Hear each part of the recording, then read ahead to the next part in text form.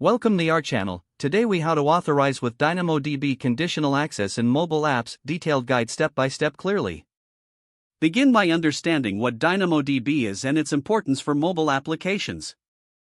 Using DynamoDB's conditional access can enhance security for your app users. Start by setting up your AWS account and creating a DynamoDB table. Log into the AWS Management Console and navigate to the DynamoDB service. Create a new table by selecting Create Table and defining the primary key attributes. Make sure to choose appropriate read and write capacity settings based on your app's needs. Next, focus on creating a policy for conditional access. Go to the IAM service in the AWS Management Console. Create a new policy by selecting Policies, then Create Policy. Choose the JSON tab to write a custom policy for your DynamoDB access.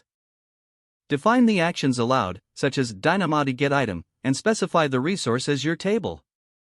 Use conditions to restrict access based on user attributes or other criteria. Save your policy and note down its ARN for later use. Now, attach this policy to a new or existing user or role in IAM. Go to the Users or Roles section, select the desired entity, and then click on the Permissions tab.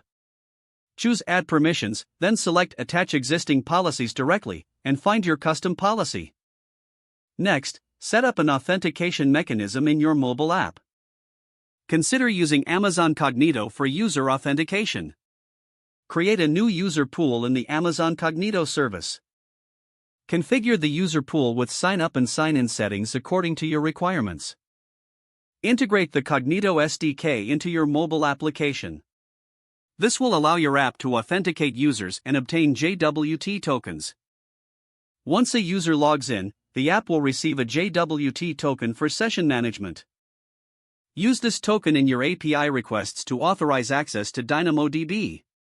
Implement error handling to manage access denied scenarios gracefully.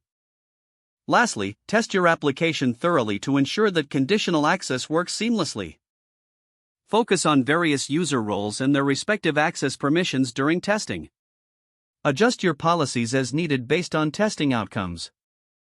This approach not only secures your data but also gives users a smooth experience. Don't forget to like this video and subscribe to our channel for more step-by-step tech guides.